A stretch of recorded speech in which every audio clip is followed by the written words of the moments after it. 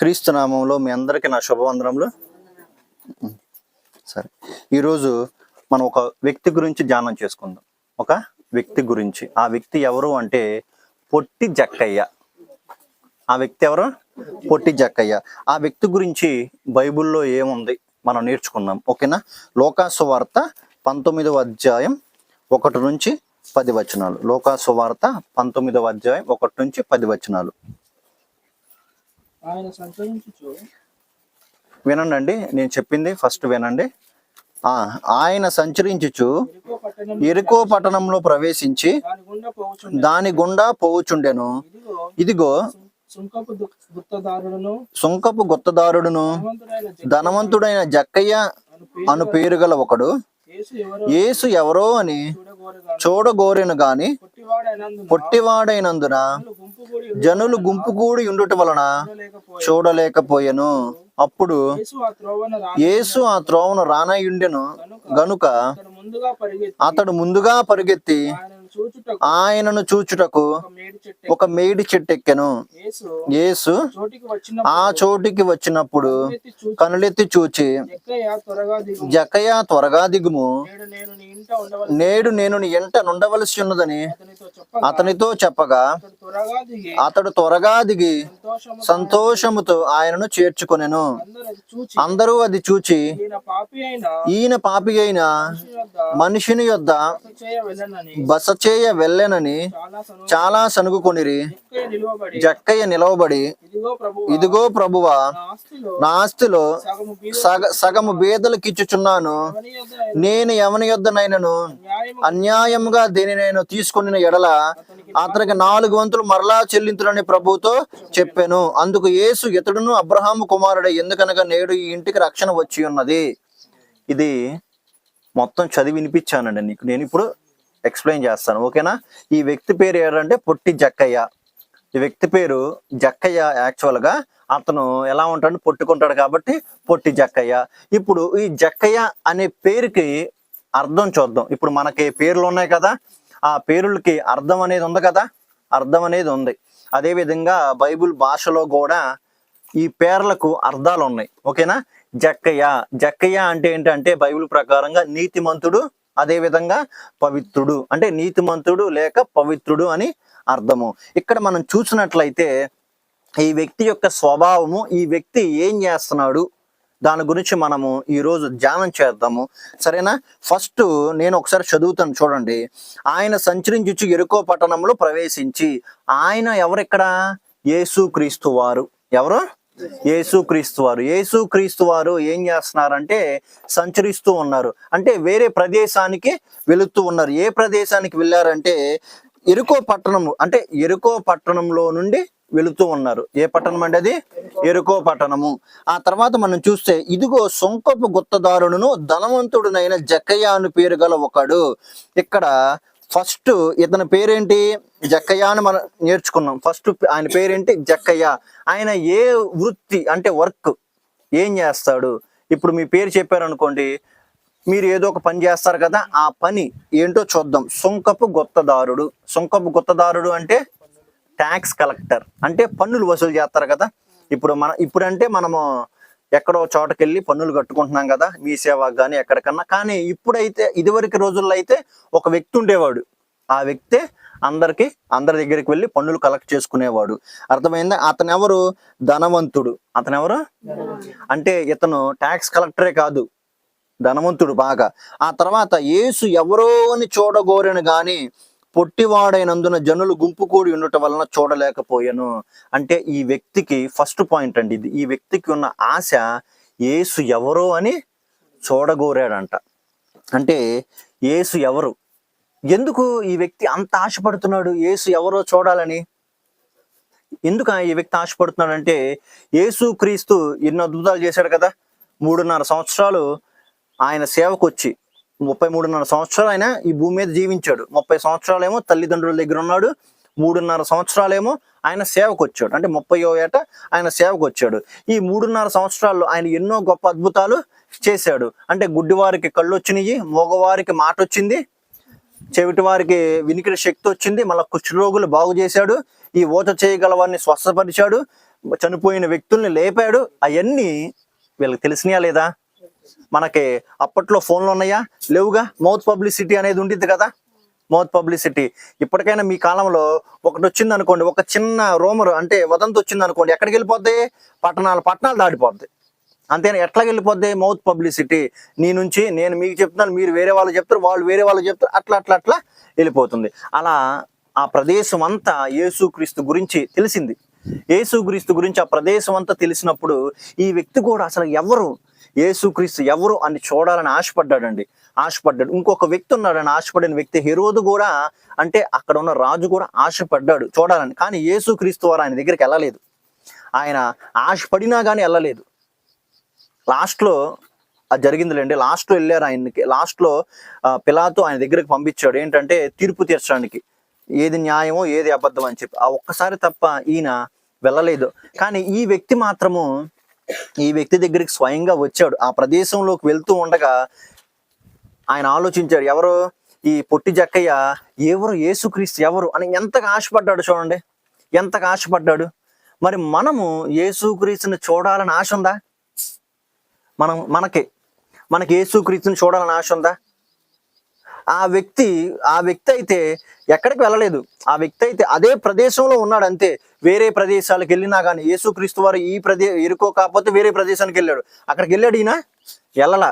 ఈయన దగ్గరకు వస్తున్నాడు అని తెలియంగానే ఆయన ఎవరు అసలుకి? నేను చూడాలని ఆశపడుతున్నాను, ఎన్నో అద్భుతాలు చేశాడంట కదా, ఆయన చూడాలని ఎంతో ఆశపడ్డాడు.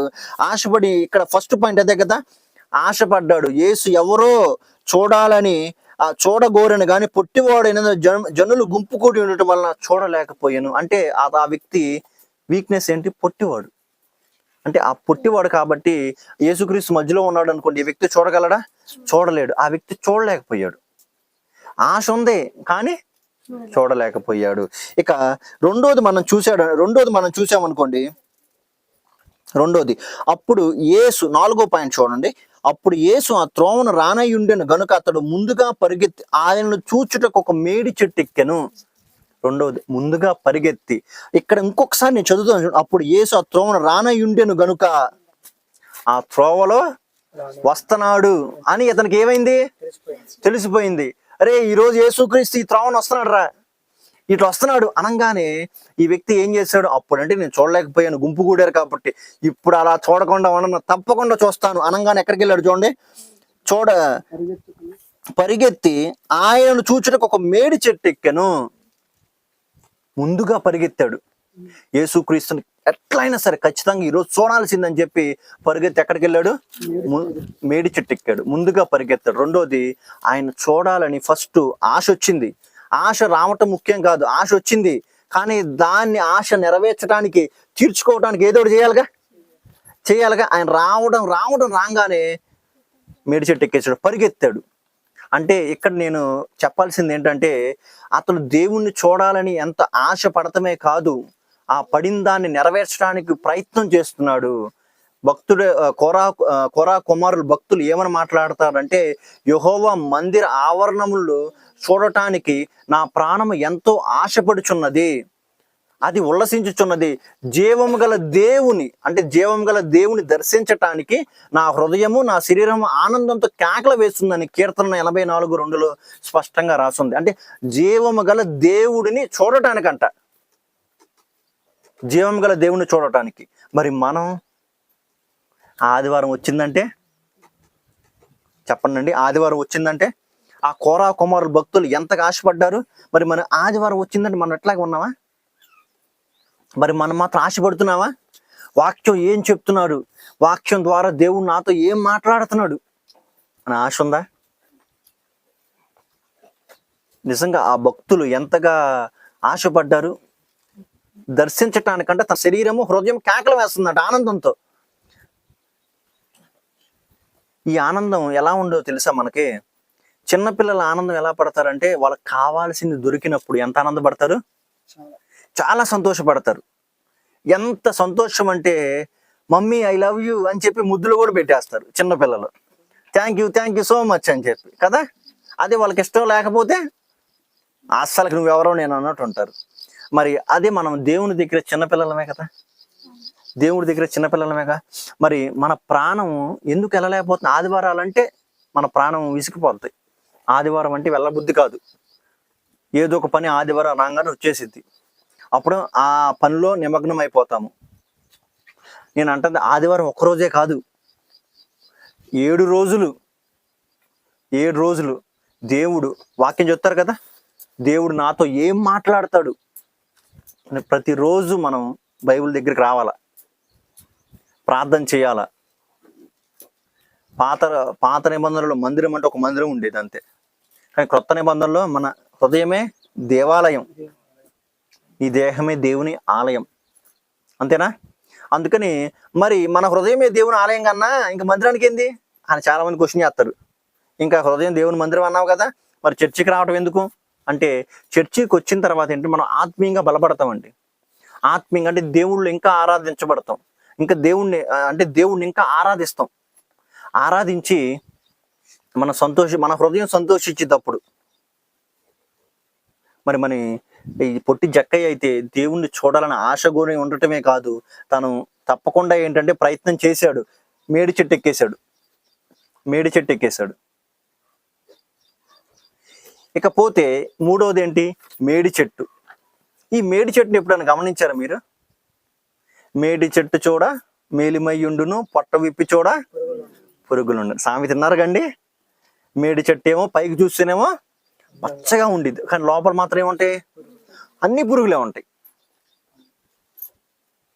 మరి ఈ వ్యక్తి ఈ చెట్టు ఎందుకు ఎక్కాడంటే, ఈ వ్యక్తి స్వభావమే అదే స్వభావం చెప్తాను. ఇతని వృత్తి ఏంటి, పన్ను వసూలుదారుడు. అంటే ట్యాక్స్ కలెక్టర్, అంటే పన్నులు వసూలు చేస్తాడు. ఎవరికైనా పన్నులు వసూలు చేసే వాళ్ళంటే కోపమే కండి. మనం కష్టపడి సంపాదిస్తే ఇల్లు ఏంది పన్నుల రూపంలో వసూలు చేస్తున్నారు. ఇప్పుడు మీరు 10,000 సంపాదించారనుకోండి, ఎవరో వచ్చి ఏమమ్మా ఇంటి పన్ను ఇవ్వు అన్నారనుకోండి, మీకేమనిపించింది? అరే వీళ్ళకే 1000 రూపాయలు పోతుంది అని మనకు అనిపించద్దా లేదా? ఎందుకంటే నేను కష్టపడి వీళ్ళకి ఎందుకు ఇవ్వాలి? మన గ్రామం బాగుపడలేదు, నాకు రోడ్లు లేదు, వాటర్ రావట్లేదు, డబ్బులు తీసేసుకుంటున్నారు. కోపం వచ్చింది కదా. ఈ వ్యక్తి కూడా అక్కడ చూసినట్లయితే పన్ను వసూలుదారుడే, కానీ ఉన్నదానికన్నా ఎక్కువ వసూలు చేసేవాడు. ఈ వ్యక్తిని అందరూ ద్వేషించేవాళ్ళు. ఎందుకు ద్వేషించేవాళ్ళు అంటే, అక్కడ ఉన్న ప్రజలందరూ యూదులు. ఆ యూదులు బానిసలుగా ఉన్నారు. ఎలాగంటే బ్రిటిష్ వాళ్ళు దగ్గర మనం ఎలా ఉన్నాం అలాగే వాళ్ళు కూడా ఉన్నారు. అట్లాగే ఈ వ్యక్తి ఏం చేస్తున్నాడు, మళ్ళా వాళ్ళకి సపోర్ట్ చేస్తున్నాడు. ఎవరు? ఈ జక్కయ్య అనే వ్యక్తి ఎవరికి సపోర్ట్ చేస్తున్నాడు? రోమా వాళ్ళకి. అంటే మనలో కొంతమంది 1947 ముందు మన పూర్వీకులు కూడా బ్రిటిష్ వాళ్ళకి హెల్ప్ చేశారు కదా. ఎందుకు సహాయం చేశారు? పోలీసులు ఉండటానికి, ఆ పనిని ఈ పనిని చేసేవాళ్ళు కదా. అలాగే ఈ వ్యక్తి కూడా ఏంటంటే పన్నులు వసూలు చేసేవాడు. ఎవరి కోసం? రోమా వాళ్ళ కోసం పన్నులు వసూలు చేసేవాడు. పన్నులు వసూలు చేసేసరికి వాళ్ళ కోపం వచ్చేది. ఎరా నువ్వు యూదుడు అయ్యుండి పన్నులు వసూలు చేస్తావా అనగానే, ఇప్పుడు వాళ్ళు 100 రూపాయలు కట్టాలనుకోండి, మనాడు ఏం చేసేవాడు? 150 రూపాయలు అంటే 200. ఉదాహరణకు చెప్తున్నా మీకు అర్థం కావటం కోసం. 200 అట్లా వేసుకునేవాడు. అప్పుడు 100 వాళ్ళకే 100 ఈయనకి. అందుకని వాళ్ళకి నచ్చేది కాదు. ఈ వ్యక్తి పైకి ఎలా ఉన్నాడు చెప్పండి? మంచిగా ఉన్నాడు. లోపలంతా ఏముంది? లోపలంతా మోసమేగా ఉంది. ఈ వ్యక్తిలో మోసమేగా ఉంది.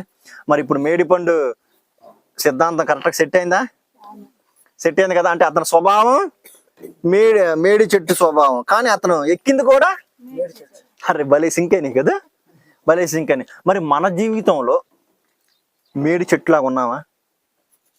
మన మేడి చెట్లు లేవా? పైకి మాత్రం నవ్వుతూ లోపల మాత్రం ద్వేషం నటిస్తూ ఉన్నాం. పైకి మాత్రం మంచిగా కనిపిస్తున్నాం. ద్వేషాన్ని మన హృదయంలో ద్వేషమే ఉంది, పైకి మాత్రం ప్రేమని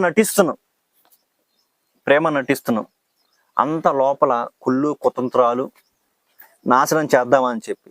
అంటే ఎవరు తీసుకున్న వారి గోతులు వాళ్ళే పడతారు. తెలుసా అండి?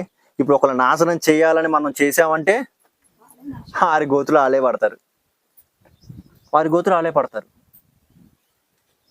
మనం కూడా ఇలాంటి స్వభావంలో ఉన్నామేమో, మేడి చెట్లా ఉన్నామేమో. పైకి మాత్రం మంచిగా కనబడుతూ లోపల మాత్రం ద్వేషంతో నింపుకున్నామేమో ఆలోచించుకోండి.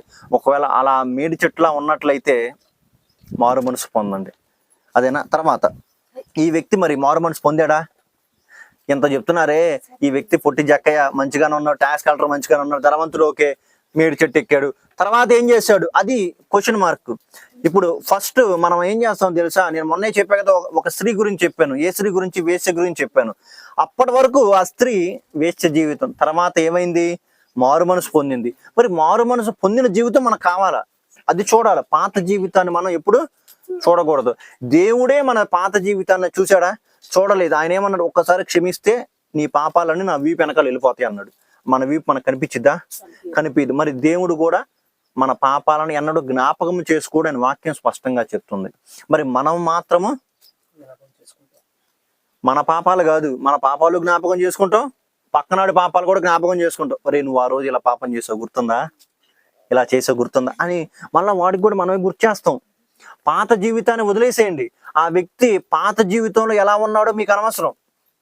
కొత్తగా నూతనంగా మారు మనసు పొందాడు.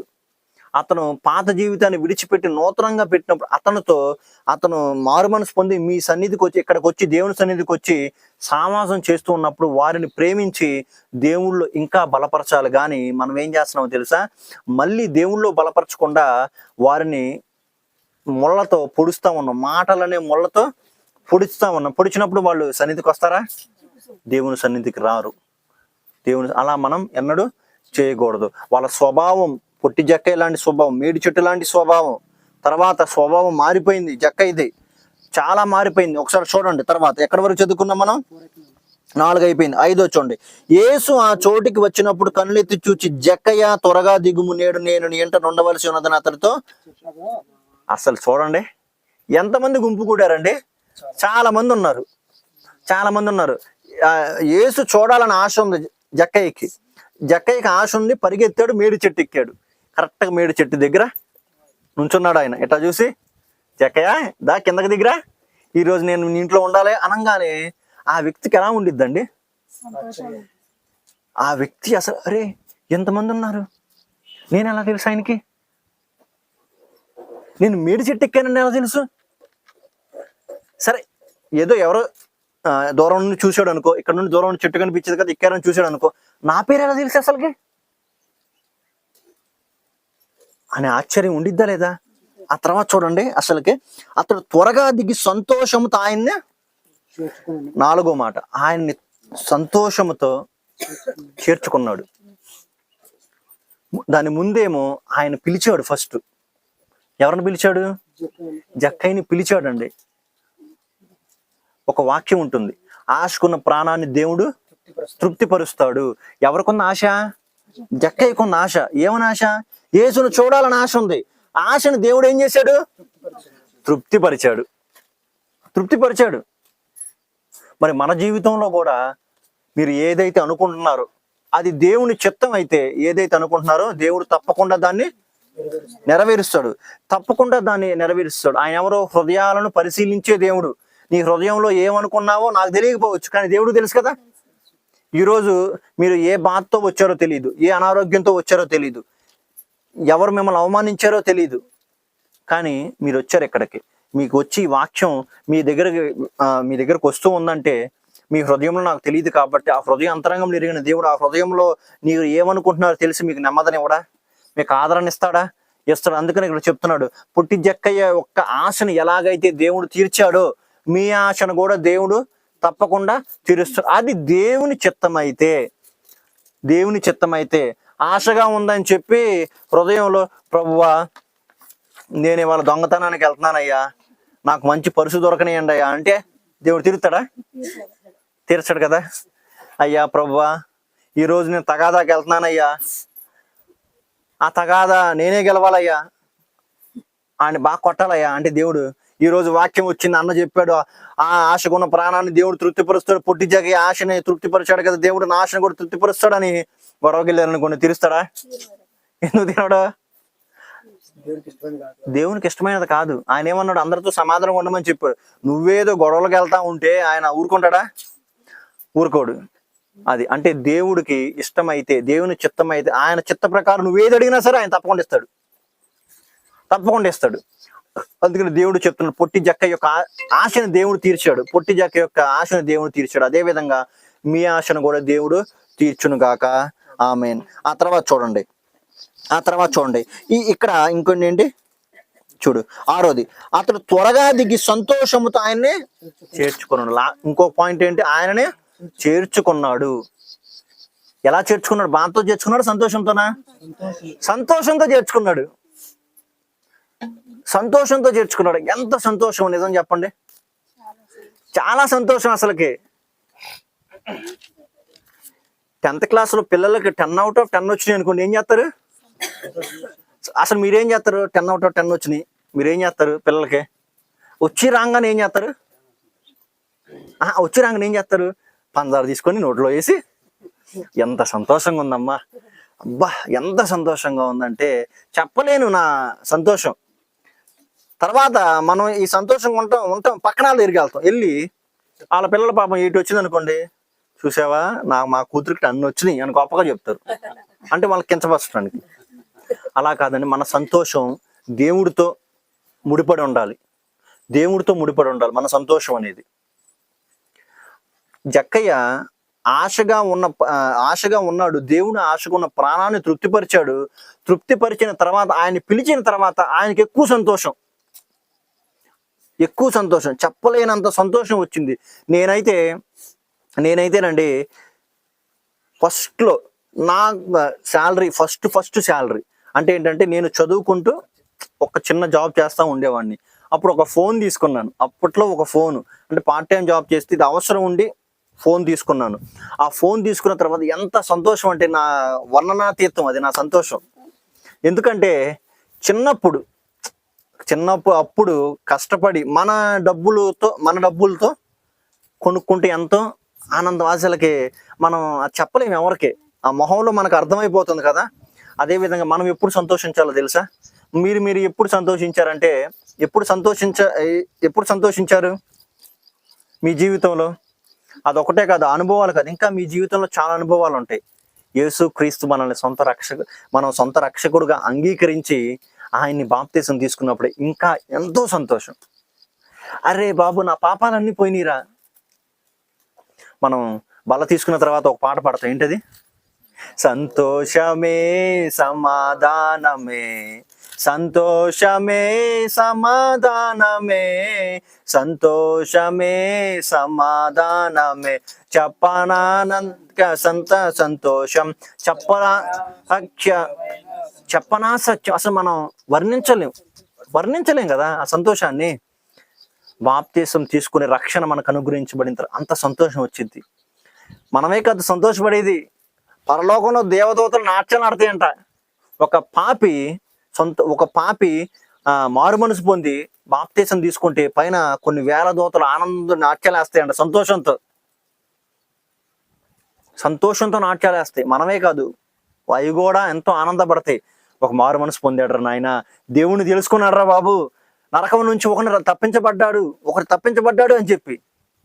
అది ఆ సంతోషం. అప్పుడు వచ్చే మన సంతోషం, అప్పుడు వచ్చేది మన నిజమైన సంతోషం మనకి. ఓకేనా? ఆ తర్వాత సంతోషంతో చేర్చుకున్నాడు. తర్వాత చూడండి,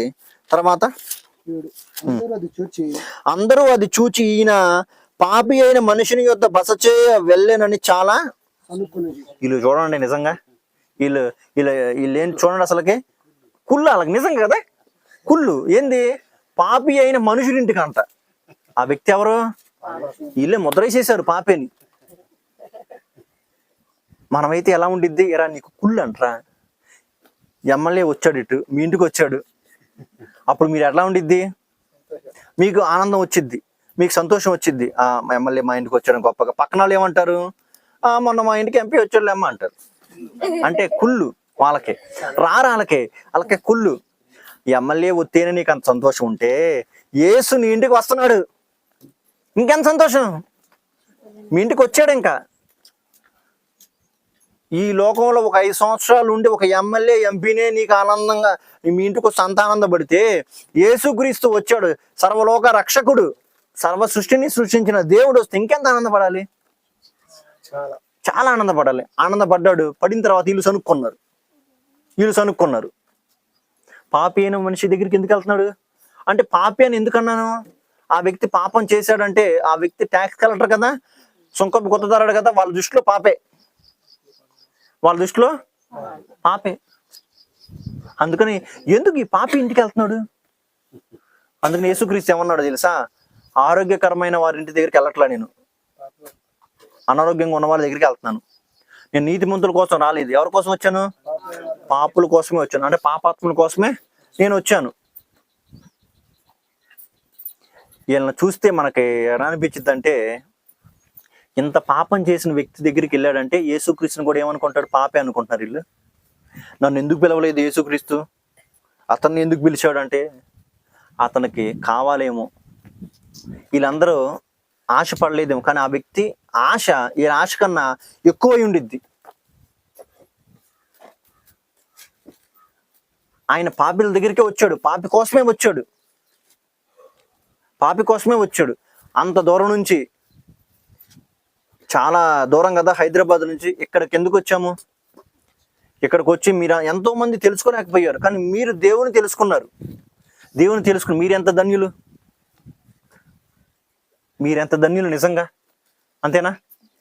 అది అంటే మీరు ఎలా ఉన్నా కానీ చాలా మందికి నచ్చకపోవచ్చు, చాలా మంది నచ్చకపోవచ్చు. ఏంట్రా తప్పుగా కులం వాడుతున్నాను అనుకోమాకండి. చాలా మంది అంటారు, ఏంట్రా మాలామాదిగల దేవుడి దగ్గరికి వెళ్ళేది ఏంట్రా అంటారు. కానీ అప్పుడు మనం ఏమో, రే మాలామాదిగల దేవుని కాదురా, లోక రక్షకుడురా, నిన్ను నన్ను సృష్టించింది ఆయనేరా, ఆయనే. నువ్వు నీతిమంతుడు కావచ్చు, నేను పాపినే.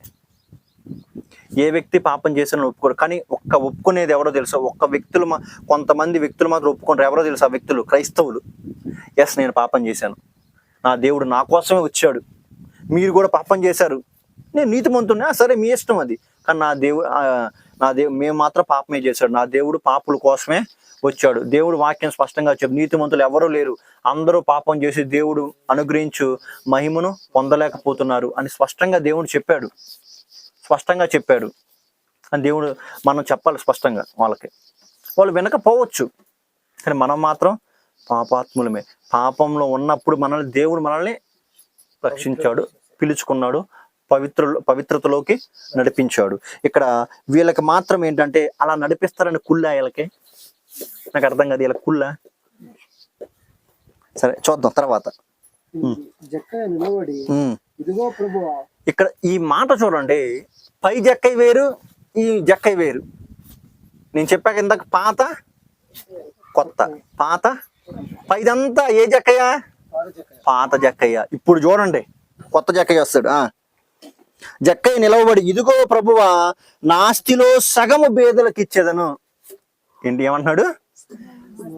ఆస్తిలో సగము బేదలకు ఇచ్చేదను, నేను ఎవని యొద్దనైనను అన్యాయముగా దేనినైనా తీసుకుని అతనికి 4 గంతులు మరలా చెల్లించునని ప్రభుతో చెప్పాను. 4 గంతులు మరలా అంటే అతను ఏంటంటే లోబడ్డాడు దేవుడికండి, దేవునికి లోబడ్డాడు. యేసుక్రీస్తు రాగానే ఆయన వాక్యం చెప్పే ఉంటారు కదా, మనకు తెలియదు, అక్కడ బైబిల్లో రాసలేదు, కానీ ఆ వాక్యం చెప్పే ఉంటారు కదా, చెప్పే ఉంటారు. ఆ తర్వాత ఇక్కడ చూడండి, అందుకని ఇక్కడ చూడండి, జక్కయ్యని, ఇదిగో ప్రభువా, నా ఆస్తిలో సగము బేదలకు ఇచ్చుచున్నాను. సగం అంటండి, అంటే ఈ వ్యక్తి ఎవరని చెప్పాను? ఫస్ట్ ఈ వ్యక్తి ఎవరు? ధనవంతుడు అని చెప్పాను. ధనవంతుడు అయ్యుండి అతను ఏం చేస్తున్నాడు? వృత్తి ఏంటి ఆయనది? అంటే ట్యాక్స్ కలెక్టర్. అంటే ముందుగానే ఆయన ఎవరు? ధనవంతుడు. అందుకని ఇక్కడ చెప్తున్నాడు ఏంటంటే, నేను ధనవంతుడిని కదా, సగం నా ఆస్తి బేదలకు ఇస్తాను, నా ఆస్తి సగం బేదలకు ఇస్తున్నాను. బేదలంటే లేని వాళ్ళకి ఇస్తున్నాను. ఎంత గొప్ప మనసు ఉండాలండి. ఈ వ్యక్తి యేసుక్రీస్తు రాకముందు ఈ వ్యక్తి ఇలాంటి స్టేట్మెంట్ పాస్ చేశాడా? ఇలాంటి మాట అన్నాడా? అనలేదు. ఇలా ఆస్తి ఇచ్చారు అనుకోండి, ఎవడైనా వాళ్ళందరూ పాపాత్ములు అంటారా? ఎందుకనరు? ఆస్తి ఇస్తున్నాడుగా. అరే ఆ వ్యక్తి చాలా మంచోడురా, ఎందుకు ఆస్తి అంతా ఇచ్చేసాడు, పేదలకి దాన ధర్మాలు చేసేసాడు రా అంటారు. ఈ వ్యక్తి పాపం చేశాడు, పాపి అంటున్నాడు అంటే ఈ వ్యక్తి ఎలాంటి స్వభావం కలిగిన వ్యక్తో మనకు అర్థమైపోద్ది. అందుకని ఒక వ్యక్తి మీద నింద మనం ఊరికి వేస్తామా? ఆ వ్యక్తి చేసిన తప్పులు బట్టే కదా. ఆ వ్యక్తి చేసిన తప్పులు బట్టి మనం ఈడు ఎట్లా అంటాడు రా అంటున్నాం, అంతేనా? అదే ఇక్కడ నేను చెప్తున్నాను, వాళ్ళు ఈ స్వభావాల్ని బట్టి ఒక వ్యక్తి ఎలాంటి వాడు అని అంచనా వేస్తారు అలాంటి స్వభావాన్ని బట్టి. ఇప్పుడు పులిగడ్డి తిందని నమ్ముతారా? ఇది నమ్మరా? పులిగడ్డి ఎందుకు తింగిద్దిరా బాబు, ఆవు మాంసం తినిందని నమ్ముతారా? అస్సలు నమ్మరు. వాటి స్వభావం అదే. ఈ వ్యక్తి స్వభావం కూడా పాపం చేయటమే, అందుకని వాళ్ళు కూడా పాపాత్ముడు అన్నాడు. ఎప్పుడైతే యేసుక్రీస్తు ఎంటర్ అయ్యాడో పాపాత్ముడు కాస్త ఎలా అయ్యాడు? పరిశుద్ధుడిగా మారాడు. మారు మనసు పొందాడు, పరిశుద్ధుడిగా మారాడు. అంటే మారు మనసు పొంది పరిశుద్ధుడిగా మారాడు. ఎట్లా మనకు అర్థమవుతుందంటే, ఇక్కడ మనం చూసాం కదా, తన ఆస్తి సగం బేదలకు ఇచ్చేశాడు. బేదలకు ఎవరిస్తారు? ఎవరు ఉన్న దాంట్లోనే మనం సర్దుకో ఇంకా ఇంకా ఇంకా ఇంకా ఇంకా ఇంకా ఇంకా పోగేసుకోవడానికి ఇష్టపడతాం, కానీ ఎవరికి నెత్తానికి ఇష్టపడతామా? ఇష్టపడనే పడకని ఈ వ్యక్తి మాత్రం ఆస్తి ఇచ్చేశాడు. ఒక్క వాక్యం ద్వారా మాత్రమే మనిషి మారు మనసు పొందుతాడండి. ఒక వాక్యం ద్వారానే. తాగుబోతులు నువ్వు ఎంతసేపు అరే మారటాడు, మారతాడా? అస్సలు మారడు. ఎలా మారతాడు? వాక్యం విన్న తర్వాత మారతాడు, అంతే. మరి అన్న ఎంతో మంది మారట్లేదా అంటే, వాడి హృదయానికి తాకట్ల వాక్యం. వాడు ఈ చెవితో నీ చెవి వదిలేస్తున్నాడు. ఎంతమంది మారు మనసు పొందిన వాళ్ళు ఉన్నారు తెలుసా? త్రాగుబోతులు, వ్యభిచారులు మారు మనసు పొందిన వాళ్ళు ఉన్నారు, మాంత్రికులు మారు మనసు పొందిన వాళ్ళు ఉన్నారు. ఎవరి వలన? కేవలం దేవుని వలన, ఈ దేవుని వాక్యం వలన. జీవ గ్రంథం ఇది, పరిశుద్ధ గ్రంథం అని అంటూ ఉంటారు కదా, ఇది దేవుని వాక్యం వలన అనేకులు మారు మనసు పొందారు. ఈ వ్యక్తి మారు మనసు పొందలేడా? పొందగలిగాడు కాబట్టే నా ఆస్తి సగం నేను బేదలకు ఇచ్చేస్తానని స్టేట్మెంట్ పాస్ చేశాడు. తర్వాత చూడండి ఏమన్నాడు? నేను ఎవరి యొద్దనైనా అన్యాయంగా దేనినైనా తీసుకున్న ఎడల అతనికి 4 గంతులు మరలా చెల్లింతునని ప్రభువుతో చెప్పాను. ఎవరి దగ్గర అయినా సరే అన్యాయంగా తీసుకుంటే 4 గంతులు అంట. 10 రూపాయలు అన్యాయంగా తీసుకున్నాడు. 4 గంతులు అంటే ఎంత అండి? 40 రూపాయలు. అంటే 10 × 4 కదా. 100 తీసుకుంటే 400, 1000 తీసుకుంటే అంటే ఎన్ని తీసుకున్నా అన్యాయంగా. ఇదిగో ఈ వ్యక్తి దగ్గర నేను అన్యాయంగా 100 రూపాయలు తీసుకున్నాను. ఈ వ్యక్తికి నేను వెళ్ళి, అరే బాబు సారీరా, నీ దగ్గర తప్పుగా తీసుకున్నాను, నేను 4 గంతులు ఇస్తున్నాను. అలా ఇస్తామండి మనం? ఎందుకు ఇస్తాం మనం ఏమో అసలు ఆ దగ్గరికి వెళ్ళాము అనుకో, ఎరా మోసం చేసావు నువ్వు నా దగ్గరికి, అప్పుడు మోసం చేసావు కదా అని చెప్పి అంటాడేమోనని భయం మనకి. మారు మనసు పొందిన అంటాడేమోనని భయం మనకి, అందుకని మనం వెళ్ళాం. కానీ ఈ వ్యక్తి మాత్రం అలా లేదు. ఎవరు ఏదనుకున్నా సరే ఐ డోంట్ కేర్, నాకు అవసరంలా. నాకు దేవుని మాట అంటే నా దేవుడు నాతో మాట్లాడాడు, నా పాత రోత జీవితాన్ని తొలగించేశాడు కాబట్టి నేను నా ఆస్తిని ఇచ్చేశాను. అదేవిధంగా ఎవరి దగ్గర అయితే అన్యాయంగా తీసుకున్నానో వారికి నేను ఏం చేస్తున్నాను అంటే 4 గంతలు నేను ఇచ్చేస్తున్నాను. నిజంగా ఎంత గొప్ప మనసు అండి. ఆ వ్యక్తిని వాక్యం ఎంతగా పట్టుకుంది, ఎంతగా మారు మనసు పొందాడు ఆ వ్యక్తి. పాత జీవితంలో ఎలా ఉందో చూశారు కదా. పాత జీవితం అన్యాయంగా తీసుకునే వ్యక్తి ఈ క్రొత్త జీవితంకి వచ్చేసరికి ఎవరి దగ్గర అయితే అన్యాయంగా తీసుకున్నానో వారికి నేను 4 గంతలు ఇస్తున్నానని స్టేట్మెంట్ పాస్ చేశాడండి. ఎంత గొప్పగా ఆ వ్యక్తి ఆలోచించాడు చూడండి. ఆ తర్వాత చూడండి, అందుకు యేసు ఇతడును అబ్రహాము కుమారుడు, ఎందుకనగా నేడు ఈ ఇంటికి రక్షణ వచ్చింది. నేడు ఈ ఇంటికి ఏమొచ్చింది? రక్షణ వచ్చింది. ఇక్కడ ఇంకొక పాస్ చేశాడు చూడండి, ఇంకొక మాట అన్నాడు. యేసు క్రీస్తు ఇతడును అబ్రహాము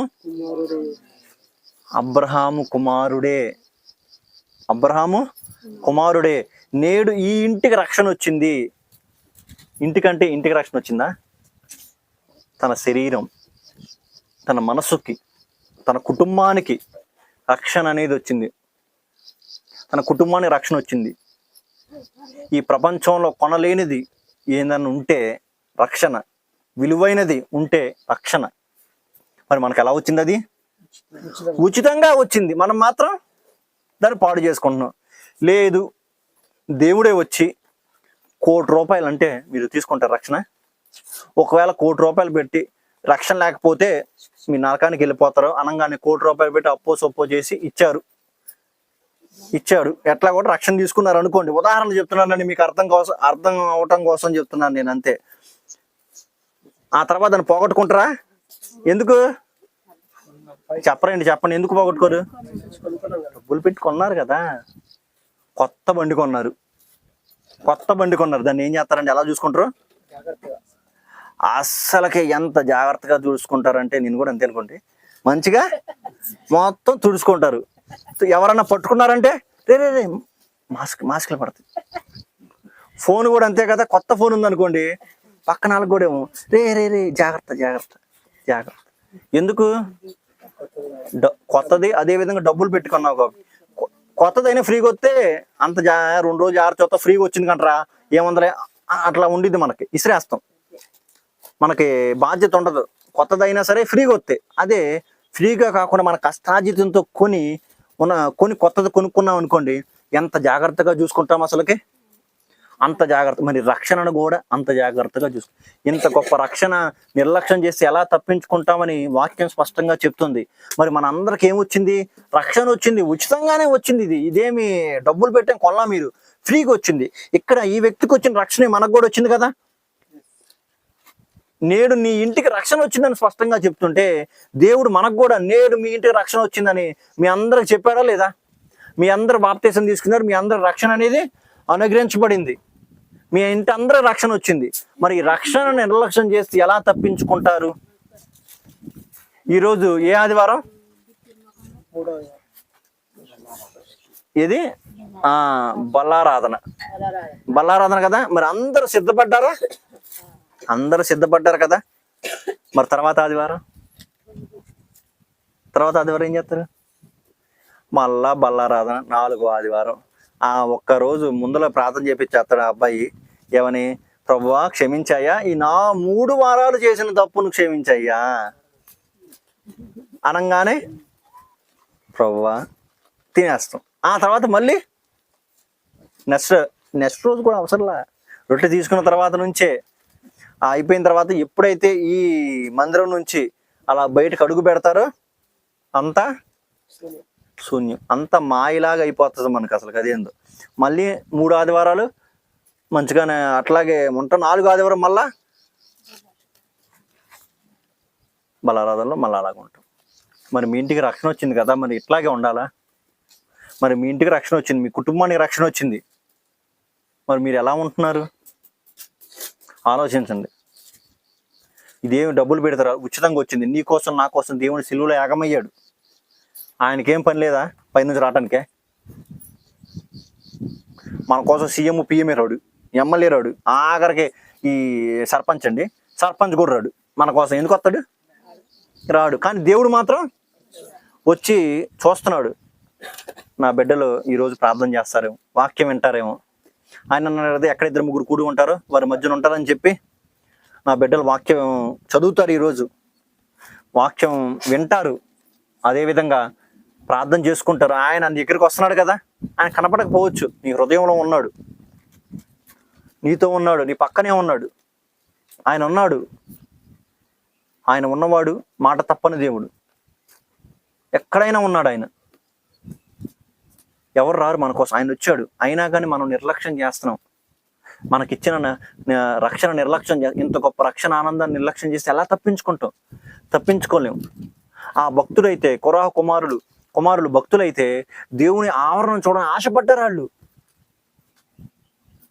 ఆశపడ్డారు. ఈ జక్కయ్య కూడా పాపాత్ముడైన జక్కయ్య యేసును చూడాలని ఆశపడ్డాడు. మరి మనం మాత్రం మన దేవుని సన్నిధిలోకి రావటానికి ఆశ లేదు, మనకి ఆశ ఉండట్లేదు మనకి అసలుకి. సరే వచ్చిన తర్వాత వాక్యం వినాలని ఆశ లేదు మనకి.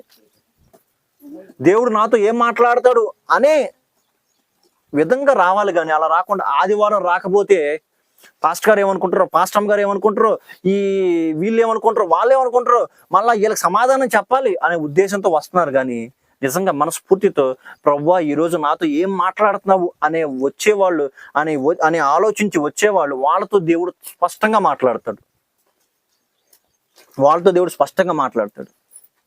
ఈ వ్యక్తి కూడా మిగతా వాళ్ళతో ఎందుకు మాట్లాడలేదు? ఈ వ్యక్తితోనే దేవుడు ఎందుకు మాట్లాడాడు? ఈ వ్యక్తి ఇంటికే దేవుడు ఎందుకు వెళ్ళాడు? మిగతా వాళ్ళ దగ్గరికి ఎందుకు వెళ్ళలేకపోయాడు? ఎంతో మంది ఉన్నారు, ఎందుకు వాళ్ళ ఇంటికి ఎందుకు వెళ్ళలేకపోయారు? యేసుక్రీస్తు ఆలోచన ఒక రకం అయితే పొట్టి జక్కయ్య ఆలోచన ఇంకో రకం. ఆ వ్యక్తి యేసుక్రీస్తు వస్తుంటే చేర్చుకుని మారు మనసు పొందాడు. అది చాలా అద్భుతం. మారు మనసు పొందాడు. యేసుక్రీస్తు కూడా కొంతమంది ఇంటికి వెళ్ళాడు, వాళ్ళు పిలిస్తే వెళ్ళాడు. ఈయనంతటికి ఈయన పిలిస్తే వెళ్ళాడు. ఎవరింటికి వెళ్ళాడు అంటే కుష్ఠరోగి అయిన సీమోని ఇంటికి భోజనానికి వెళ్ళాడు. అతను పరిచయుడు, అతని ఇంటికి వెళ్ళాడు దేవుడు. అతని ఇంటికి వెళితే పాపాత్మురాలైన ఒక స్త్రీ ఆయన కాళ్ళు కడుగుతూ ఉంటే ఆ వ్యక్తి అనుకుంటాడు, ఈ పాపాత్మురాలు ఎందుకు ఈయన ఎందుకు రానిచ్చాడు ఆ పాపాత్మురాలైన స్త్రీని అని చెప్పి ఆ వ్యక్తి అనుకుంటాడు. అంటే ఆ వ్యక్తి పరిచయుడు కాబట్టి అతను హెచ్చించుకున్నాడు. కానీ ఈ వ్యక్తి తగ్గించుకున్నాడు. ఆ వ్యక్తిలో ఆనందం లేదు, సంతోషం లేదు యేసుక్రీస్తు వచ్చినందుకు. ఈ వ్యక్తిలో పట్టచాలనంత ఆనందం, సంతోషం. అర్రే, నా యేసుక్రీస్తు నా ఇంటికి వచ్చాడా, ఈ పాపాత్ముడి ఇంటికి వచ్చాడా, నన్ను పేరుతో పిలిచాడే, నేను ఎంత పాపాత్ముడు నేను అందరికి తెలుసు, అయినప్పటికీ నన్ను పిలిచాడు, నా ఇంటికి వచ్చాడంటే ఎంత గొప్ప మనసు అయింది. యాక్చువల్గా యూదులు పాపాత్ముడి ఇంటికి వెళ్ళరు. ఆయన దేవుడు, ఎందుకు వెళ్ళకుండా ఉంటాడు?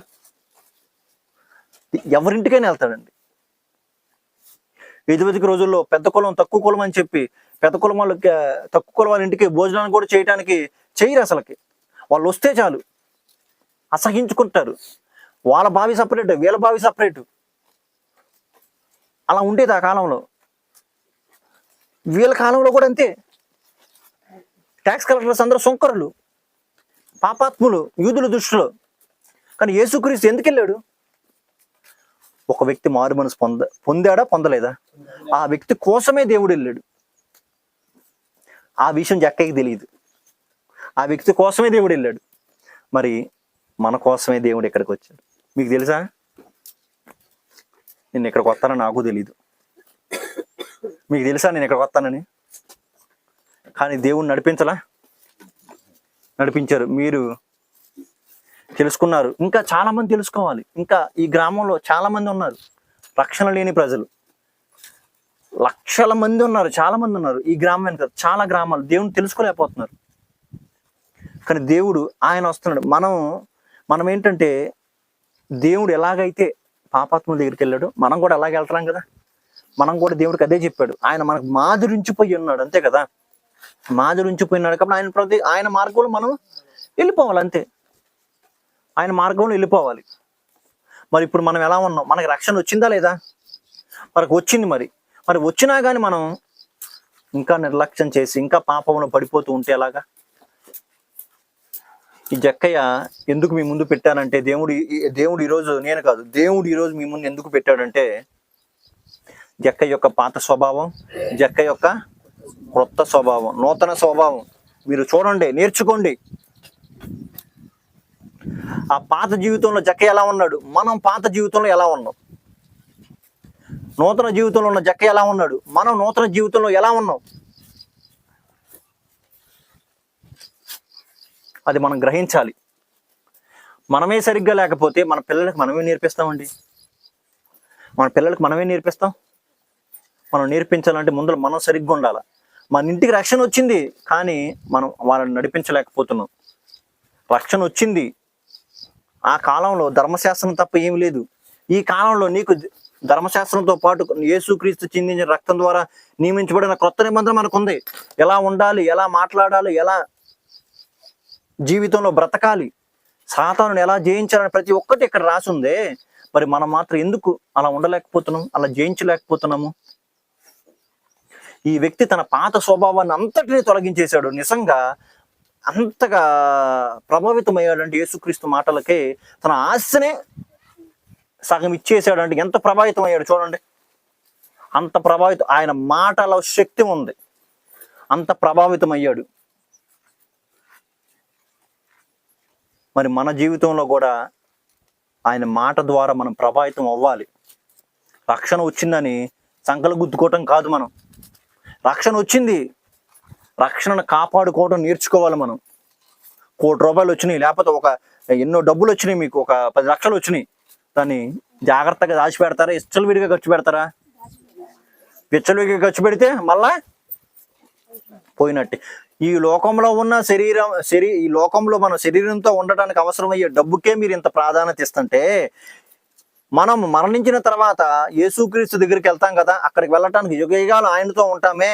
మరి మనం ఇంకెంత మన జీవితంలో మనకి అనుగ్రహించిన రక్షణ ఏదైతే ఉందో ఆ రక్షణ ఇంకెంతగా జాగ్రత్తగా కాపాడుకోవాలి. మనం ఆలోచించారు ఎప్పుడన్నా? మనం కాపాడుకోవాలి, మన రక్షణను కాపాడుకోవాలి. నా రక్షణ ఎలా కాపాడుకోవాలి అంటే మనం బైబిల్ మనకు అది చెప్తుంది. తర్వాత నేను మీకు చెప్తాను ఎలా కాపాడుకోవాలి, ఏ విధంగా మన రక్షణను కాపాడుకోవాలి అని చెప్పి. మన నడవడికను సరి చేసుకోవాలి. ఈ వ్యక్తి ఎలాగైతే తన నడవడికను సరి చేసుకున్నాడు, మనం మన నడవడికను కూడా సరి చేసుకోవాలని దేవుడు ఈరోజు మీతో మాట్లాడుతూ ఉన్నాడు. మరి మీ నడవడికను సరి చేసుకుంటున్నారా? మీకు రక్షణ అనుగ్రహించబడింది, రక్షణ వచ్చింది కూడా, మీరు ఆల్రెడీ తీసుకున్నారు, రక్షణ వచ్చింది. మరి రక్షణ వచ్చిన తర్వాత కూడా మళ్ళీ పాత స్వభావంలోకి వెళ్తున్నారా? జక్కయ్య వెళ్ళినట్టు నాకు ఎక్కడ బైబిల్లో కనపడలా, కానీ మనం వెళ్తున్నామా? ఫస్ట్ జక్కయ్య పేరేమని చెప్పాను, అర్థం పవిత్రుడు, నీతిమంతుడు. కానీ అతను చేసిన స్వభావం పవిత్రుడా? కాదు. అతను నీతిమంతుడా? కాదు. అతను పాపి, మోసం చేసేవాడు. తర్వాత ఎప్పుడు ఎట్లా మారాడు? దేవుని మాట విని ఆయనని తన హృదయంలో చేర్చుకొని, అంటే ఇంటిలో చేర్చుకొని నిజమైన పేరు యొక్క అర్థంలోకి మారాడు. నిజమైన పేరు, అతని పేరు యొక్క అర్థం నీతిమంతుడు, పవిత్రుడు. యేసుని చేర్చుకున్న తర్వాత పవిత్రతలోకి వెళ్ళిపోయాడు, నీతిమంతుడుగా మారాడు. మరి మనం కూడా యేసుని హృదయంలో చేర్చుకుంటే మనం కూడా పవిత్రులుగా మారతాం, నీతిమంతుడుగా మారతాం. ఆల్రెడీ చేర్చుకున్నామన్నా అంటారా? ఆ స్వభావం మీలో రావాలి. చేర్చుకున్నానని భ్రమ పడుతున్నారా? ఆలోచించండి. చేర్చుకునే భ్రమ పడకూడదు. చేర్చుకున్నామని భ్రమపడ్డాం అనుకోండి, మన పవిత్రులు కాదు, నీతిమంతులం కాదు. ఎప్పుడైతే నిజంగా చేర్చుకుంటామో, నిజంగా ఇతని స్వభావం మనకు వచ్చింది, అప్పుడు మనం పవిత్రతలోకి వెళ్తాము, అదేవిధంగా నీతిమంతులుగా మారతాము అని దేవుడు ఈరోజు మీతో మాట్లాడుతున్నాడు. ఈ కొద్ది వాక్యం అనేది దేవుడు దీవించును గాక. ఆమేన్.